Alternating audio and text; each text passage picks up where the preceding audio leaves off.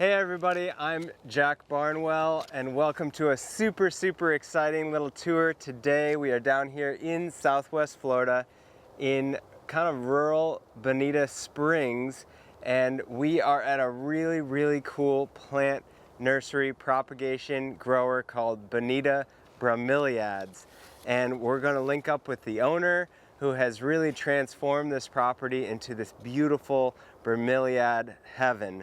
And we're going to check out a tremendous amount of really beautiful plants, learn a lot about this species, the growing, the propagation of them, and it's going to be a lot of fun. I also have to do some bromeliad shopping while I'm here anyway to stock up on a bunch of product for C3 Gardens. So we're going to kind of hit two birds with one stone, so let's dive in.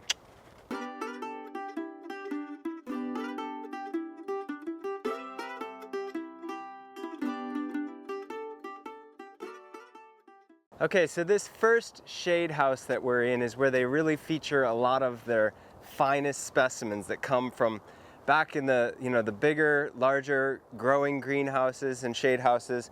And then as they are really perfect, they come out here and are featured. So it's a little bit easier to walk through and shop through this shade house if you don't have time to go through the whole entire operation.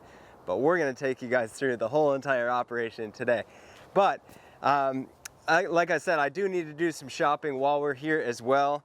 And so I'll show you through some of the stuff that's catching my eye right off the bat. These Neomogales are super pretty. Look at that color. And you can notice how the water holds right in that center there. That's called the cup. And we'll talk about that a little bit later with Matt and how these bromeliads are really designed to hold water and feed and water themselves through the cup, which is really cool. But I'm gonna get a couple of those Neos for sure. I also really love these Casablancas. This upright, like wild spotted texture on these is perfect for the container work that we do at C3 Gardens. They're really cool, funky thriller and really tough, dependable plant. These Casablancas are super cool, and they also flower with this wildly dramatic, beautiful, bright flower. That's the flower stem kind of coming up there, and you can see one is a little further along back here with the flowers on the inside being this like violet-y purple. So very cool plant. Casablanca, I definitely need to get some of those. And look at these blue tango achemia. This is a really popular plant for planting in the ground down here in Southwest Florida, in a shady kind of protected place in like a bed of stone or something. These are really cool, and you can see why. I mean, the foliage is really pretty, it displays itself nicely, but the flowers on these are just awesome. I mean, just electric. Look at that stem coming up. Really tough, strong flower. Strong plant too. There's not a lot that really, attacks these as far as pests or anything like that. So bromeliads are a great choice for, your shade garden where you're looking for some color, some texture, some fun, and some funk. And a lot of people, even up north, are starting to get clued in and excited about bromeliads because in the summertime, we can plant them as annuals, tuck them into planters, and again, they can handle the shade really well, and they just thrive, as an indoor plant or a shade plant for a seasonal accent up there, and they're wildly funky and fun with that tropical flair to them. Look at these guys here. Patricia's Secret. And it just, again, just so electric and wild with the variegation in the foliage. Really cool wildflower spikes coming out of those. So this guy back here is probably the most unique in this entire shade house. This is Thionensis, and this guy has, the foliage is a little bit softer. It still has that serrated edge, so you have to be careful handling really any bromeliads because they will rip you up a little bit. It still has that kind of sawtooth edge on it, but the foliage itself is a little softer, and it just has a really cool habit to it, a really awesome landscape bromeliad there. And the chartreusey color and stuff is really fun to play with. As many of you know, I love chartreuse because of the contrast that we can play with so many other colors. So this guy is really cool and very unique. And as you can see, gets big. Here's some little pups that were real recently propagated. And we're gonna talk about how this is done and show you guys through all that as we get into the back greenhouses where a lot of that work is done.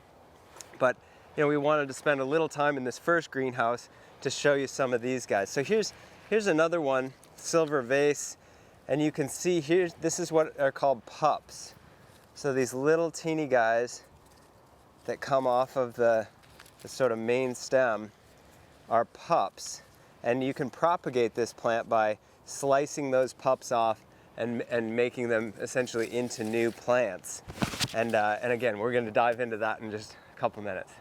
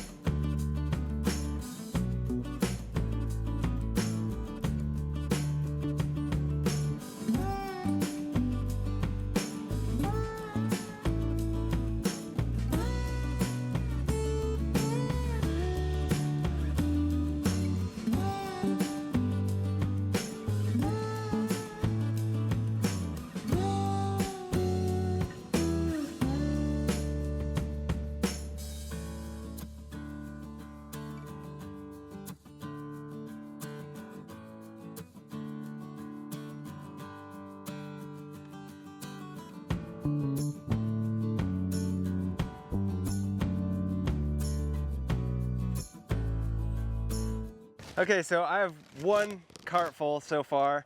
I'm probably gonna get a few more. I kind of go nuts in these sort of places, and this is a really, really fun place to shop.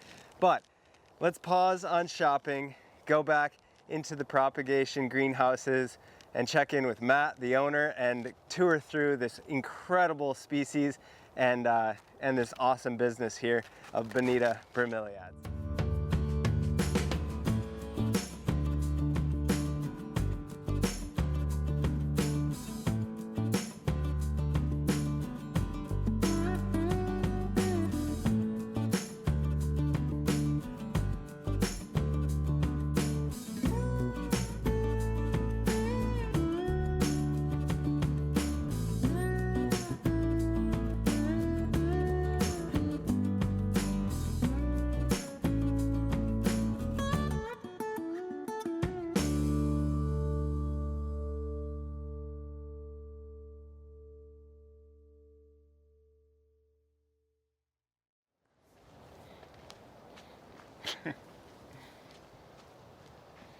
All right, so here we're gonna link up with Matt Bagley, the owner and operator of this incredible operation here at Bonita Bromeliads.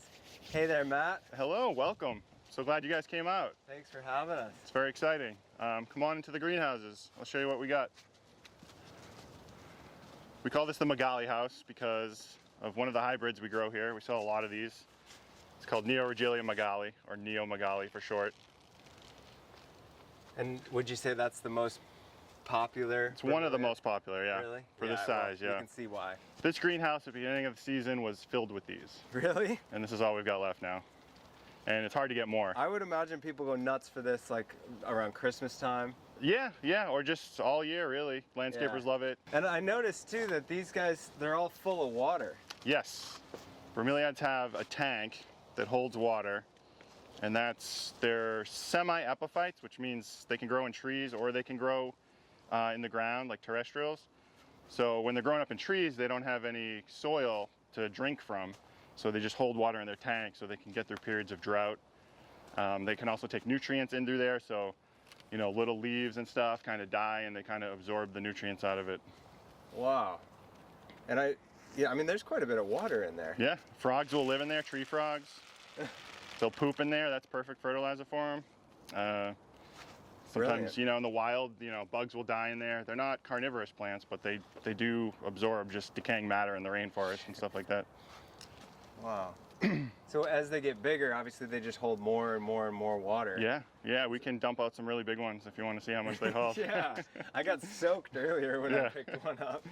And it was very foggy last night, and I think it was almost like a rain for them, so they're full right now. How many different varieties do you have here? Good question.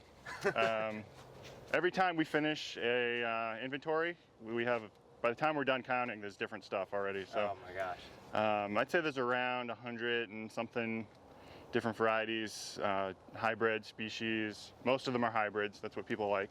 Yeah. They're more colorful. Stuff like this. This is a hybrid of the common silver vase bromeliad called fasciata, Acmea fasciata, which you'll see those at like grocery stores, hospitals and stuff. Yeah. This is a hybrid that also has elbow margination. So I kind of like growing the ones that are more unusual. Yeah, this one, I was just gonna say, this one is really, really unique here. Super cool. Very cool. I mean, it's got this awesome like cup, you know, and real tight habit to it. Yeah, Bilbergia, very vertical. Quite epiphytic. They do better in pots of, there's actually no soil in these. I'm not sure if you've pointed that out before. This is all just like leaf matter and bark and stuff. So these guys will grow up in like the crevices of trees and stuff. They'll grow straight up, they'll hold a lot of water. These are a type of Bilbergia, which are also called Queen's Tears. We've got some blooming up back I can show you, but they'll put up a flower and it kind of hangs down, and they call it Queen's Tears. Yeah, and you can see here some of the little pups, as you call them, right? Yep. Coming off little of there. offshoots coming out. And here's another one with a nice healthy pup coming off of there, full of water. And these ones will bunch up. You know, if you let them, you'll get a nice cluster of like 10 or 15. Okay. And the only reason you would have to ever repot them is because they get too heavy and the pot falls over. They don't get root bound. They're totally happy being in a tight little space like that with their roots. That's awesome. And I know that a lot of people, I mean, it's getting more and more and more popular to use bromeliads as an indoor plant because they, you know, they're colorful, they're very easy to care for and stuff like that. Yep.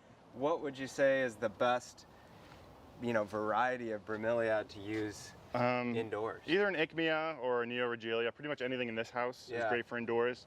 Wow, that's But a lot of different things work indoors, especially if you have morning sun coming in through the window, or if you can put in like a high color temperature LED light, like 5,000 K or higher. They really like that. I have customers that live in like Minnesota.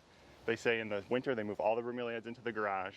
They just put in these cheap regular LED lights, 5,000 or higher, 6,500 K, and they just grow them all winter long in their garage. No problem. And they put them out in the spring.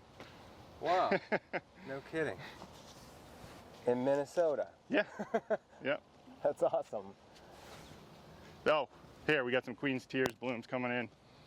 This is related to that other one you were looking at. We looked at some of these in the first greenhouse that were blooming. This one's just starting to bigger though. Go there, so that's going to come up and hang down. So these work great actually in hangers because the blooms hang down like that. Oh yeah, I didn't even think about that. Like in a little hanging basket or something like that, it could arc out and spill out. Yeah, it's really, really so cool. Yeah, there's another one back here. They're just getting started. Oh yeah. Most bromeliad blooms last for months and months. However, these only last a few weeks once they're mature.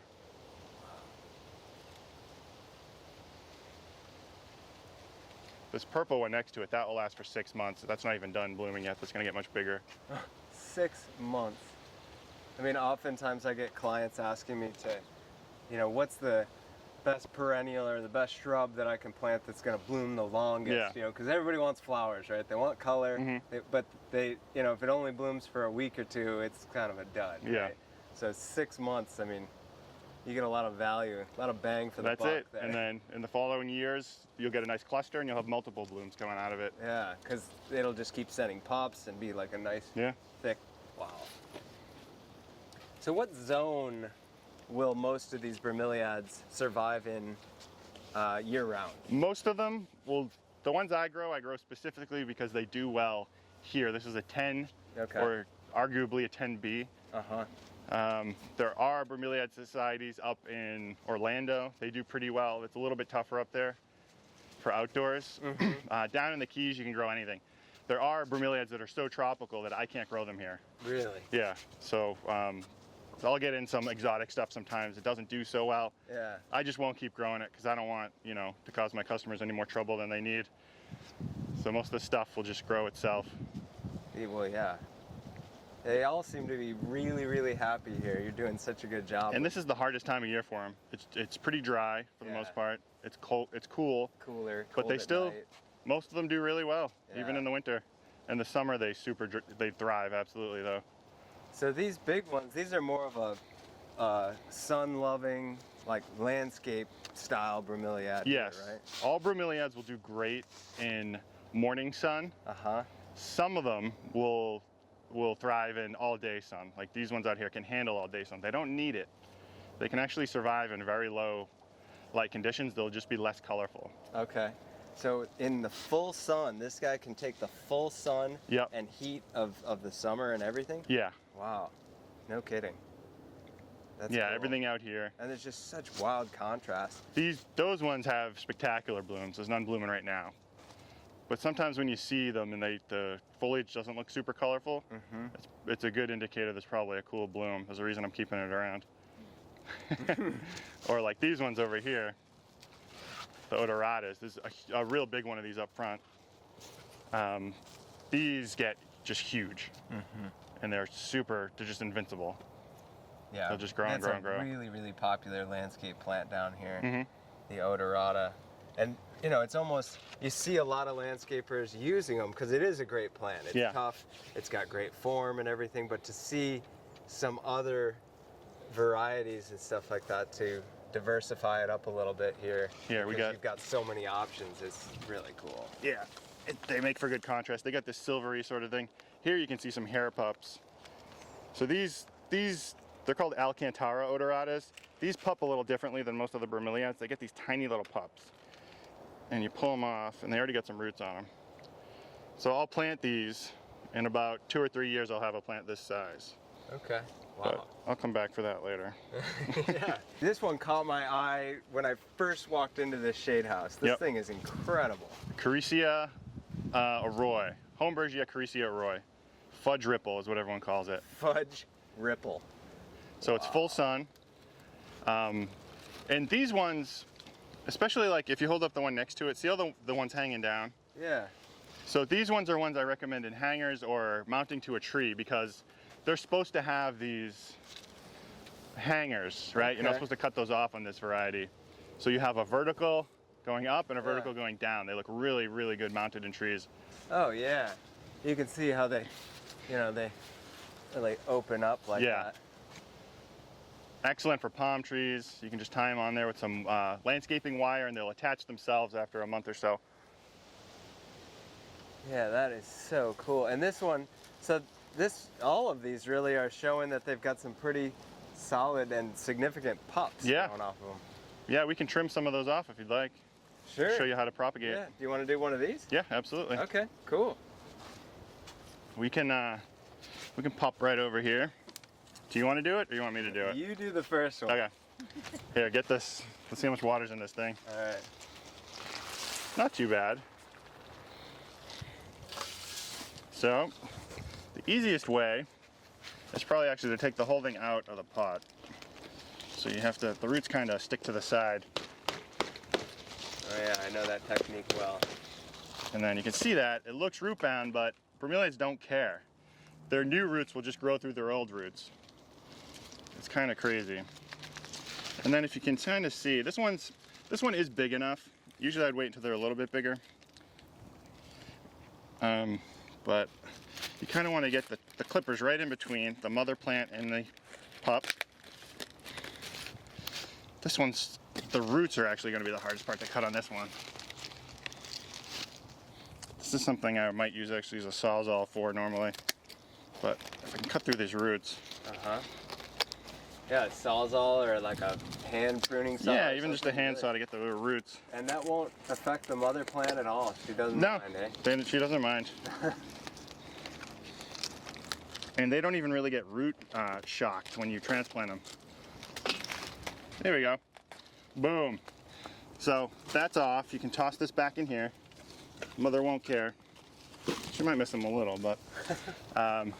So then you've got this cut here, and normally I'll wait a day before I pot this to allow callus tissue to form over the cut. And that will greatly reduce the chance a bacteria could get in there. Okay.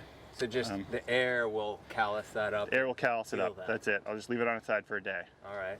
And these little bit of roots coming off there, that's all it really needs? It doesn't even need that. You can plant a bromeliad pup with no roots. It'll always root itself. Okay. Automatically. And do you have to peel off a bunch of these? You don't have to. You can clean it up as much as you'd like. Yeah. But usually I don't. Usually I don't do much. Like the less is better. Because as those break down, they're just going to feed the plant anyway. And... Yeah. And as long as there's water in here, you don't even have to have soil. Like I could leave this for 2 or 3 months and the plant would survive. It'd be fine. That's so awesome. Wow. No kidding. Yeah. But from there, you would normally, I mean, for production and propagation, you would normally kind of tuck it into a pot, and if you're doing, 100 of them at a time or something like that. Yeah. We got our pots here. This is actually the stuff that's too big to fit in the little pots. That's why that's like we'll shred that up or use it for bigger pots. So what is for that particular bromeliad, what is the soil? Let's go walk over that way, and I'll show you my big pile of shredded palm. You could use a variety of stuff. Anything from lava rock to peat moss, a mixture of perlite, vermiculite. Some people just grow them in gravel. Pretty much anything will work. I use this because we're in Florida, there's palm trees everywhere. So this is palm fronds and like old palm trees that are getting removed and getting chopped down anyway. So I call up a company that shreds all this stuff and they just dump it here. And this works great. Yeah.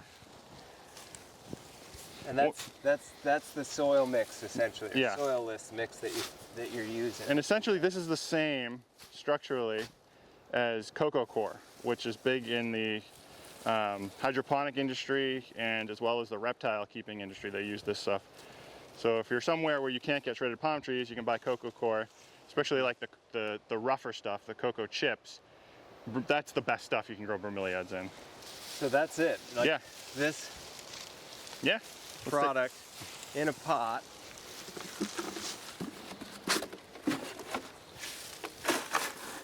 Packed in there. Yep. And that little pup. Oh yeah, he'll root right in there. Root right in there and be happy as heck. And usually, because the cup is where all the water is stored anyway. Yeah. So it doesn't really matter if there's any moisture in here. They do like some moisture in there. The roots will grow better. And it'll hold a little bit. Yeah, it will. But they don't like soggy stuff. Like if you just use regular dirt, that could cause rotting in certain varieties. Okay. Yeah, this is obviously gonna drain like crazy. Instantly, yeah. And breathe really, really well. Awesome. Hold on, but you gotta see these. This is another one that I'm not selling, but it's my favorite. You gotta see these because you can't have them. Look at this. Someday I'll be selling them. I mean, this is definitely your favorite. They're just starting to get this red color in. These are Alcantara Brasiliensis red. Oh my God. Which I have not seen at any other nurseries. I got some of my plants I get from collectors that I found through Facebook or. And these don't have any of the thorns on them at all. Yeah, Alcantaras are thornless. Wow. They're related to the Varesias, which are in the front house, which are very delicate. These are like the tough version. They branched off from Varesia and they became full sun, large. They grow on cliff faces, in rocks, yeah. You'll see like in Brazil a mountainside and these will just cover it. in the little cracks between the rocks. They'll be growing out of it. Jeez Louise. And you only have these 5 or so? Yeah, and then this is my other favorite. These are Cacarodon Giant, Cacarodon Tiger, that's that striped one. I like the tiger. Cacarodon Silver, and then we got rainbows up back. I'll show you Cacarodon Rainbow. Look at how big these spines are. So the legend goes, all these Cacarodons were found in a garbage dump in Brazil growing at the dump. And no one's found them anywhere else in nature, supposedly. They're awesome. I really like the tigers. These are super cool. Super cool.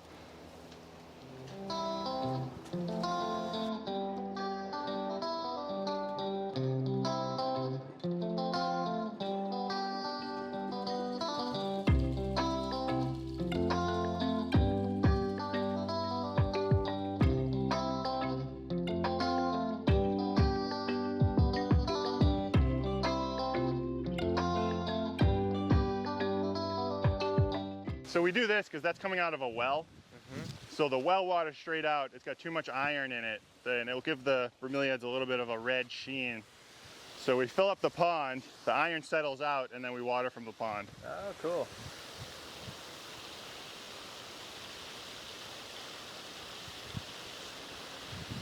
So this is such a beautiful spot out here, and it used to be wholesale only, right? Yes. And now you've opened it up so it's open to the general public. Yeah, People we're can doing come out retail. here and shop to their heart's desire. Oh yeah, they can hang out. Yeah, it's a beautiful place to just hang out. Absolutely. This is an order I got ready. This is going out today. Oh, cool.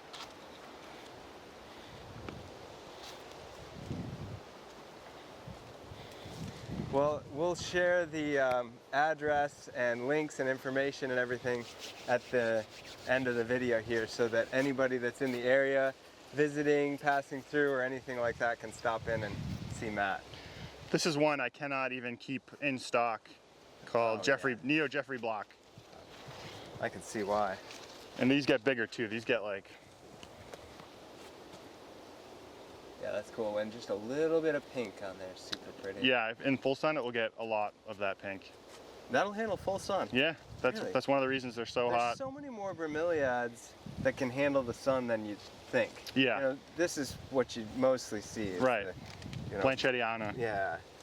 And these even come in a lot of different colors. That's the orangeade form.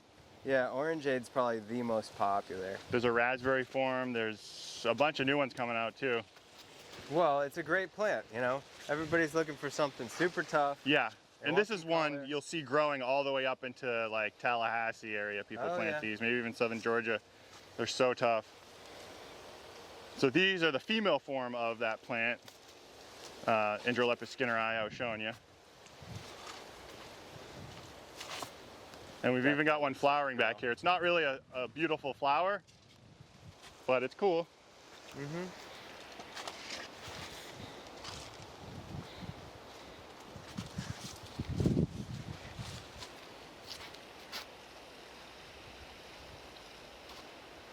I see hummingbirds and stuff coming at it sometimes. Butterflies like them.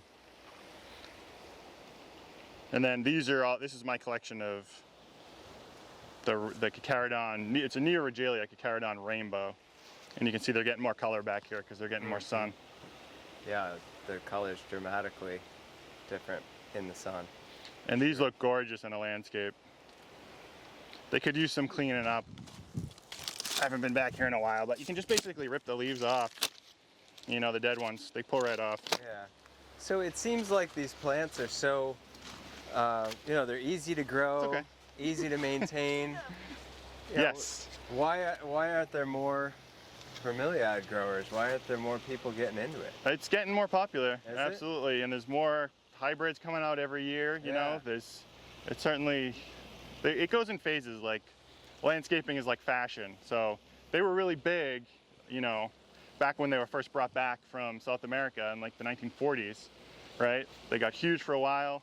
They kind of died back. They came back in the 60s. In the 80s, there was a resurgence, and now it seems like there's another resurgence coming around. Yeah, I mean, anybody's looking for plants that are drought tolerant, you know, water savvy, and give you a lot of color with, you know, not a lot of fuss. Yeah. So kind of a great solution plant for a lot of places, down here anyway.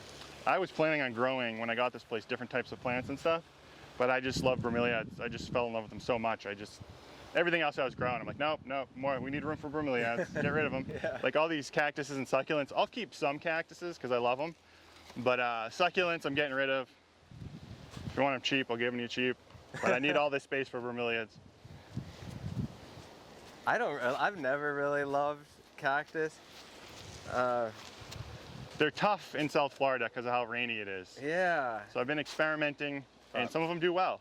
So it looks like a whole lot more bromeliads over here too. Yeah, this is our propagation area. I didn't want to be propagating anything in the greenhouses. It felt like a waste of space. And this was all invasive, basically Brazilian pepper over here. So I just had it cut all down, and now I got all this space for all my propagation. So all of these plants are just sitting out here doing their thing. Yep. Waiting for a home. Yeah, and they'll do just fine. I mean, you throw these big ones on their side, they'll pop faster because they want water and they know they have to be facing upward. Oh. So basically that mother plant shoots out that pup just to catch water for itself. Oh, brilliant. Yeah. Okay. Yeah, so all of these are thrown on their side on purpose. Yes. Because then they are shooting a lot of pups out. You can't do it with all of them, but these big long ones you can. And then you can come through and just slice. Yeah, yeah. Something that size ready. It's ready for a 3-gallon pot. Oh yeah. These are really pretty. Yes, these are super cool. That's really, really nice. Yeah. And really, you know, once it's cleaned up and stuff, that's a nice looking little plant. Yeah, yeah. They got thrown out here because they were got junky looking, but the pups will look good. Yeah. This is like a voodoo doll, variegated voodoo doll. Yeah, I don't think that looks junky. I mean, shoot. Now it doesn't. It did when it got thrown out. Because like this was the new growth when I put it out here. Yeah. Now it's got fresh. Yeah, like these are starting to look really nice. They look really good. And so just sitting out here, none of these are in pots or anything. Yeah. They're just sitting out here with a little bit of natural leaf cover and everything like that, keeping them happy, and you can see they're sending out pups like crazy. They just grow. And we do have some irrigation here to encourage pup growth, but I'll show you some areas where we have no irrigation and they're still growing.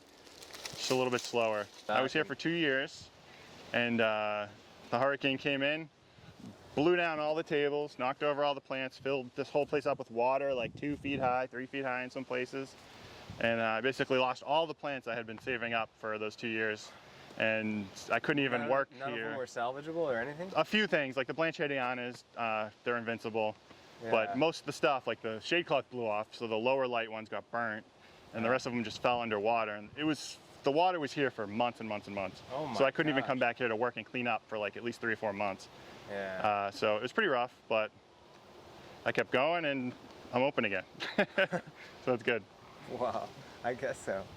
It looks beautiful. I mean, it really, really looks beautiful. It's such a treat to the eye to be able to walk through here and see all this color.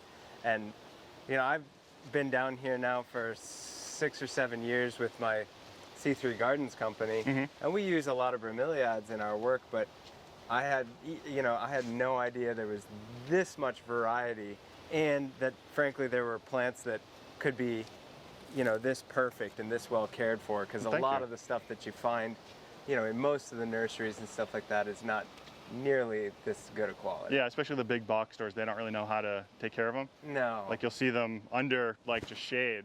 So as soon as someone brings that home, and even in morning sun puts it out, it's not going to be used to the morning sun. Right. And it's going to burn or die. A lot of them come pre-killed. Well, and they're packed in really, really tightly and stuff like that, so they don't have a lot of air. This is one of my best customers over here. Jackie. How much do you love Bonita Bromeliads? Yes. The best place. The plants are in terrific shape. Always, they're never ratty. There's such a variety. I moved here from the north 10 years ago, and I knew nothing about bromeliads.